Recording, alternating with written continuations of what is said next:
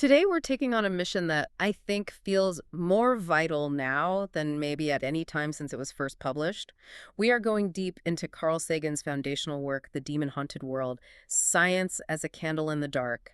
And our goal here isn't just to, pull out a few key facts. It's to really understand and maybe even internalize a powerful way of thinking, a kind of toolkit for navigating information and misinformation. It's a toolkit designed to help you cut through all the noise, all the static, and, well, all the outright baloney that's saturating everything today.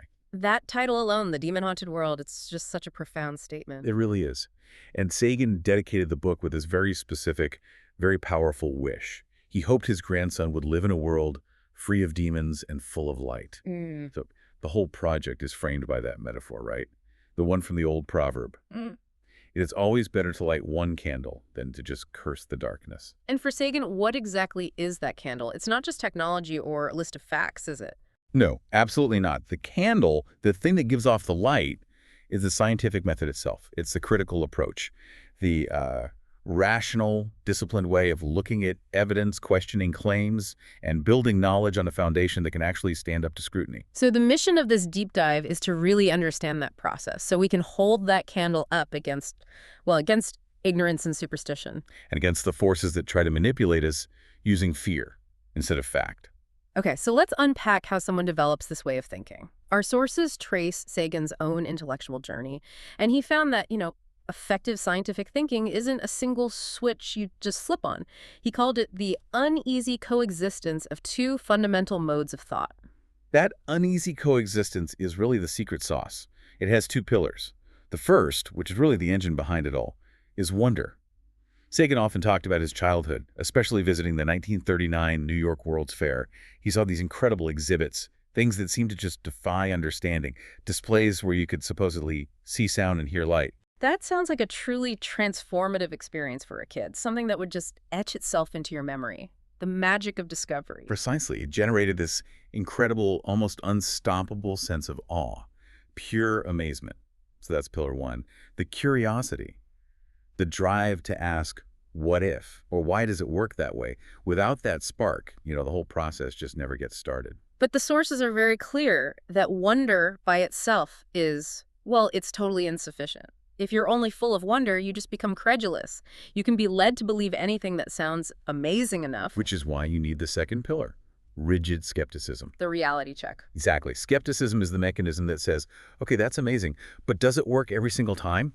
And how do we know it works? The real challenge, as the source points out, is keeping these two in balance. Yeah. How do you stop the skepticism, the constant questioning, from just snuffing out the wonder? Right, because the wonder is what keeps the new ideas coming. Skepticism provides the filter, but wonder provides the fuel. And for Sagan, this balance really clicked into place when he learned a practical, actionable tool from his mentor, Gerard Kuiper. The back of the envelope calculation? Yes. And this is more than just doing quick math. It's about applying basic, fundamental physics principles to test a wild claim right out of the gate. It's that immediate quantitative check. Like if someone claims they can fly across the Atlantic on a bicycle with wings, you don't need to spend years analyzing their design. Exactly. You don't need years of research. You do a quick back-of-the-envelope calculation. You ask, what's the average caloric output of a human? What's the minimum energy required to lift a person and their machine against the wind for that long? The quick physics calculation would immediately show you that the claim isn't even in the right ballpark.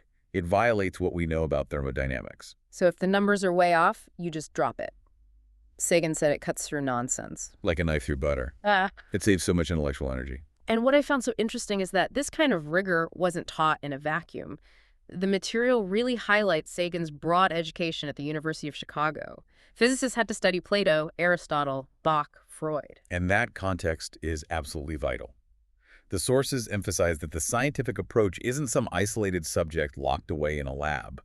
It's woven into what Sagan called the whole gorgeous tapestry of human knowledge.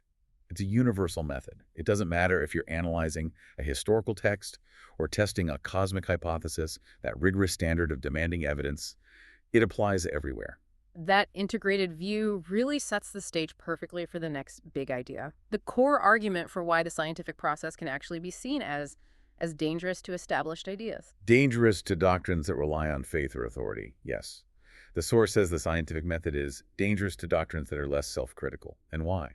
Because the most fundamental rule in science is a deep, profound mistrust of arguments from authority. It doesn't matter who you are, what your credentials are, how respected you might be. It truly doesn't. Authorities, experts, institutions, they all have to prove their claims just like anyone else. The evidence has to be reproducible, the tests have to be repeatable, and if the data doesn't hold up, the idea gets revised or just thrown out. Evidence is king. And this demand for proof isn't optional, it's built into the system. The source material describes the whole academic infrastructure as a literal gauntlet of criticism. Oh, absolutely. Think about the big moments in academia. Defending a PhD thesis isn't a party. It's described as a withering crossfire of questions. You're standing in front of a panel whose entire job is to find the flaws in your logic, the holes in your data. Or the scientific publishing process, which is built on anonymous peer review. The reviewers aren't paid to be nice. Their job is to hunt for errors. The blunt question they're asking is, did the author do anything stupid here? It sounds brutal, but it's incredibly effective. The system forces the scientist to be their own toughest critic first. You have to find the weaknesses in your own arguments before somebody else does. And that stands in, sharp contrast to so many other institutions whose main goal is to protect their core beliefs, their dogmas. In other words, the entire infrastructure in science is geared toward correction, not protection. And the power of that self-correction is perfectly illustrated by, well, the ultimate scientific giant, Isaac Newton. Newton was, just an absolute giant of intellectual achievement. His laws of motion, universal gravitation, they work perfectly for our everyday human scale world. If you're building a bridge or navigating a ship, Newtonian mechanics is exactly what you need. It's indispensable. But, and this is the key point, the sources remind us that this monumental achievement was still just an approximation of the truth. Exactly. Newton's physics starts to break down in extreme situations, when things are moving close to the speed of light, or when you're near a massive gravitational field, like a black hole. In those domains, his beautiful laws, they fail to describe reality accurately. And the scientific community didn't spend the next century trying to defend Newton at all costs. Quite the opposite. Scientific inquiry actively went looking for where the theory failed. Scientists sought out its limits. And where Newton's laws failed, Einstein's special and general relativity stepped in. It's so important to understand that Einstein didn't prove Newton wrong for everyday life. He showed that Newton's work was a special case of a larger, more complete truth. Science admitted its most successful theory was incomplete and actively sought its replacement, or, its refinement. That willingness to say we were wrong, or at least we were incomplete, that's the key difference. And it gives science its unique power, which provides the perfect contrast to explain why pseudoscience is so persistent. The source material puts it very simply. Pseudoscience is just easier to contrive than science. It really is the path of least resistance. It skips all the hard parts.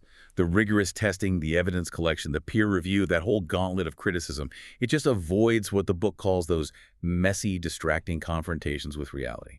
And by skipping the hard work, it gains so much power by tapping directly into our most powerful human vulnerabilities. Absolutely. Pseudoscience speaks directly to our spiritual hunger, to our desperate hopes for cures, to that universal wish that death isn't the end, or that we are somehow important in the grand cosmic scheme. It offers comfort and certainty in a very uncertain world. It reassures us of our cosmic centrality. And if skepticism is a heavy burden, as the sources call it, is it really realistic to expect everyone to carry it all the time, especially when they're facing loss or fear? That's the core conflict, isn't it? When we're vulnerable, it is so tempting to just let go of that heavy burden and embrace a story that makes us feel better. Pseudoscience offers simple answers and hope. That's a potent emotional cocktail that science, with all its complexity and uncertainty, just can't always compete with on that immediate emotional level. And the result is this huge proliferation of beliefs without evidence, often just old stories with a new coat of paint. Take the stories at Atlantis. It starts with Plato as a political parable, but it's been twisted over time by New Age movements into this story about crystal technology, mind reading, pyramid building. And the crucial point the source makes is that for all these wild claims, nothing approximating evidence is offered. They're just stated as facts. And these beliefs are often dismissed as harmless fun, but the sources give some really concrete examples of the real-world consequences. Right. You can point to the French officials who poured millions of dollars into a scam about finding oil from airplanes using dowsing rods.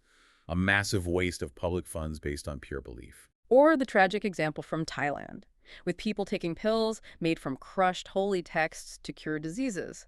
That isn't just a quirky belief. It actively stops people from getting real medical care. It has fatal consequences. It shows that when you abandon skepticism, the vacuum gets filled by claims that can cause real, tangible harm. So let's look closer at the engine room of these mistakes, our own pattern-seeking brains. A lot of what we perceive as evidence seems to come from just how our brains are wired. We are marvelous pattern detectors. It's an evolutionary skill. For our ancestors, spotting a broken twig in the grass could mean the difference between life and death. But we are so good at it that we often overdo it. We see patterns and meaning even where there are none. It's the man in the moon phenomenon, connecting random craters and shadows to make a human face. Or that story about Soviet scientists who kept seeing Stalin's face in the static on radar images from Venus. Our brains just impose high-value patterns onto random noise. And the classic, definitive scientific example of this is the story of the Martian canals. It was a global phenomenon rooted in flawed observation. Right, Percival Lowell and his detailed maps. Tell us about that. Well, it kicked off in 1877. Astronomers started mapping these incredibly intricate networks of long, straight geometric lines all over Mars. Lowell and others charted hundreds of them.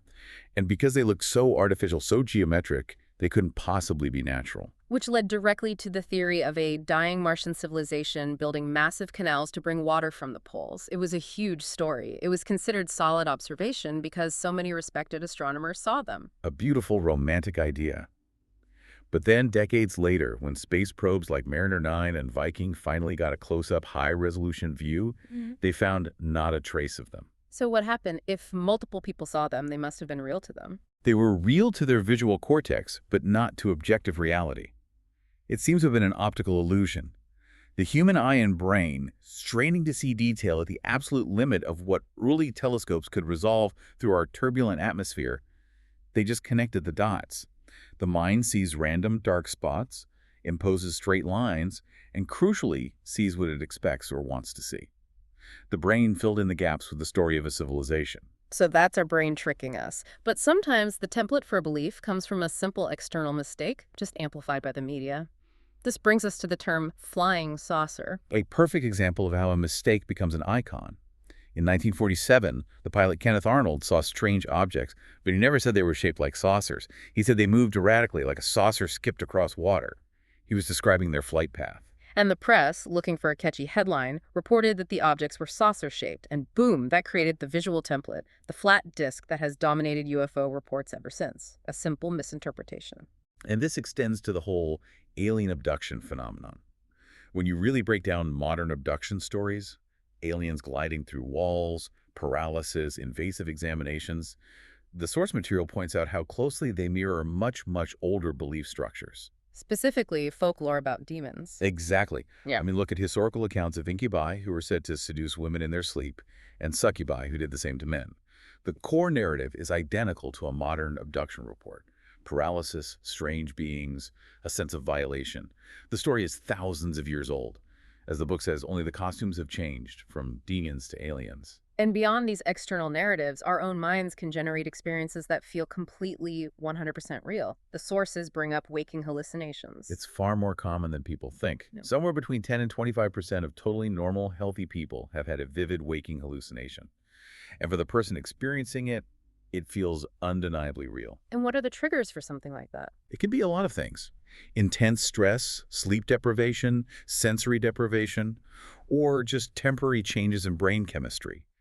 But whatever the cause, the feeling of reality is absolute. Which brings up a huge problem when we use certain techniques, like hypnosis, to try and retrieve memories of these events. It's extremely problematic. The American Medical Association warns that memories retrieved under hypnosis are often unreliable. Because of heightened suggestibility. Precisely.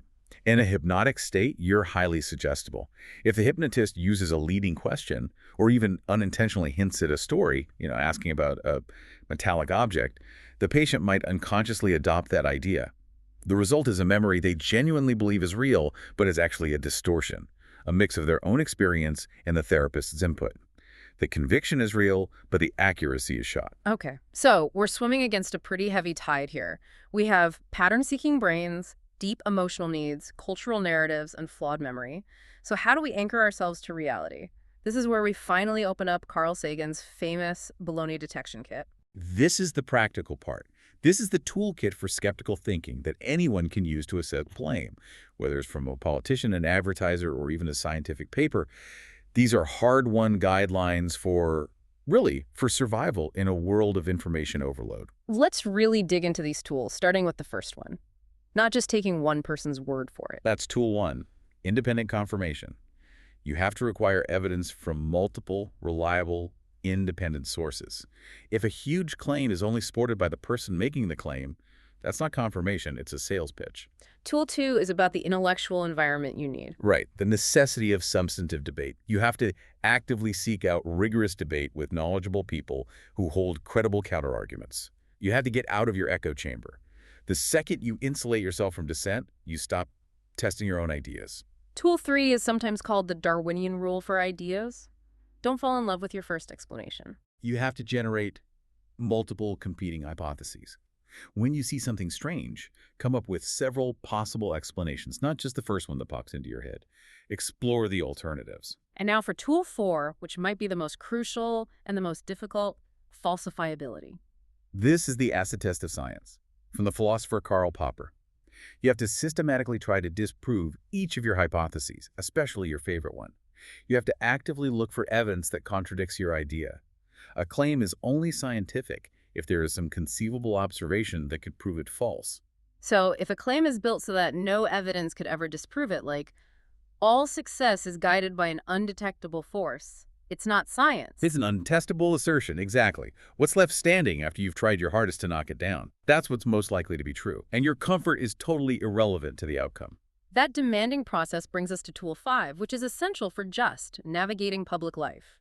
Identifying logical fallacies. Recognizing flawed arguments is half the battle. The book lists a bunch, but we should focus on the most common ones you see every day in the news and in politics. Let's start with the one that confuses sequence with cause. Post hoc, ergo propter hoc. That's Latin for, it happened after this, it was caused by this. It assumes that because B came after A must have caused B. But correlation is not causation. It's a sequence fallacy. Like the classic example. Ice cream sales go up in the summer, and so do shark attacks. Right. You'd never say ice cream causes shark attacks. The hidden factor is the summer weather, which causes both. To use the book's example, Cardinal Sin claimed a woman looked old because she used birth control pills. He presented a sequence as if it were proof of cause, with no evidence at all. Next up, the one that uses fear to force agreement. The argument from adverse consequence. The argument from fear. This is when someone says a conclusion must be true because if it were false, the consequences would be terrible. You're asked to accept X because rejecting X would lead to some awful outcome Y. Like a vengeful God must exist, otherwise society will collapse into chaos. Exactly. You're being asked to believe not because there's evidence, but because you're afraid of the alternative. Acceptance is based on fear, not merit. And then there's the one that just poisons almost every political debate, designed to eliminate any nuance, the false dichotomy. Or the excluded middle. This is a tactic where only two extreme options are presented as the only choices, forcing you to pick a side when there's actually a whole spectrum of other options. The classic, you're either with us or against us, or you either love your country uncritically or you hate it. It's a tool of authoritarianism. By forcing polarization, it shuts down critical thought, compromise, and any real exploration of complex solutions. We should probably add two more quick ones. The personal attack, ad hominem. To the person, attacking the character of the person making the argument instead of the argument itself. Like dismissing climate science by saying, well, that scientist drives an electric car, so he's biased. The personal traits are irrelevant to the data. And finally, the straw man fallacy. This is where you misrepresent your opponent's argument to make it weaker and easier to attack. You build up a straw man, knock it down, and claim victory, all while ignoring the actual stronger argument they made. Understanding these is so important. They're the tripwires that allow manipulation to bypass our critical thinking. But the sources argue that the stakes of scientific literacy go way beyond just protecting ourselves. Sagan contends it's fundamental to human survival. That's the heavy message. Sagan wrote that the consequences of scientific illiteracy are far more dangerous in our time than in any that has come before. We live in an era defined by huge, complex problems that demand scientific understanding. We're talking about global challenges, climate change, toxic waste management, population growth, resource scarcity. These problems require sophisticated quantitative reasoning, not just gut feelings or simple moral judgments. And this connects directly to our economy, our future jobs, our industrial growth. It all depends on a population that's skilled in science and tech. If we don't have that, we're crippling our own future. And the statistics in the source material about that literacy gap they're really worrying. Yeah. The source cited the U.S. ranking last in algebra among similar nations. Yeah. But the anecdote about the electronics company is shocking. 80% of their job applicants couldn't pass a fifth-grade math test. It suggests a profound lack of the basic quantitative skills you need to evaluate risk, probability, and evidence. And this isn't just a modern problem. The sources draw a powerful historical parallel, linking the deliberate destruction of reason to societal control. It's a chilling connection, referencing the pre-Civil War American South. Slaveholders deliberately worked to keep enslaved people illiterate. They criminalized teaching people to read and write. The explicit goal was to annihilate the power of reason. Because literacy and critical thinking are empowering. And to an oppressive system, they're dangerous. Absolutely. The people in power knew that thinking for yourself and questioning authority are subversive acts in a society built on control. Knowledge is power, and withholding it is a fundamental tool of oppression. So bringing that into the present day, the scientific way of thinking, the skepticism, questioning authority, demanding evidence, it's not just useful for science, it's foundational to how a healthy democracy has to function. They are inseparable. If citizens can't tell a lie from a fact, if they can't spot a logical fallacy designed to manipulate them, then they can't hold their leaders accountable. Skepticism isn't just an academic tool, it's a vital civic duty. It's how citizens protect themselves from authoritarianism. It's the candle in the dark defending the very structure of society. And Sagan always reminded us that using this candle to understand the world doesn't make it dull or boring. He insisted it does the exact opposite. Understanding nature, he argued, invariably elicits a sense of reverence and awe. So is there an argument that science itself actually offers a deeper, more sublime kind of comfort than some of the small-scale myths? I think so, yes. Pseudoscience offers comfort by making us feel special, central to the story. Science offers a comfort rooted in reality, the realization that we are a tiny part of this vast, complex, interconnected universe. The reality science reveals, with deep time and cosmic evolution, it's far more awesome than any myth we could make up for ourselves. So the massive takeaway from this whole dive is that doubt isn't a weakness. It's our most powerful tool for progress. But it's demanding. It requires patience and effort. It forces us to resist the easy path of the gut feeling. It demands we fight our own wiring. We've established that science is the magic that works. It gives us real tools. But pseudoscience speaks directly to those deep, aching emotional needs for comfort, for meaning, for hope. We understand the psychology of these beliefs. They meet a genuine human need for solace, especially when people are facing hardship or loss. So the final complex question we have to wrestle with is this. Knowing that these beliefs satisfy a real human need for comfort, should we? Should we soften our criticism? Should we hold back when people find genuine solace in beliefs that just don't have evidence? Does being silent, offering that polite nod, risk creating a culture where skepticism itself is seen as cold or rude, where science is boring and thinking hard is just inappropriate? That is the ultimate balancing act. Where do you, the listener, draw the line between compassion and understanding for the human need for comfort and the fundamental duty to uphold critical thinking and intellectual honesty for the sake of all of us? That's the line we all have to navigate every single day. Something for you to mull over long after this deep dive is done.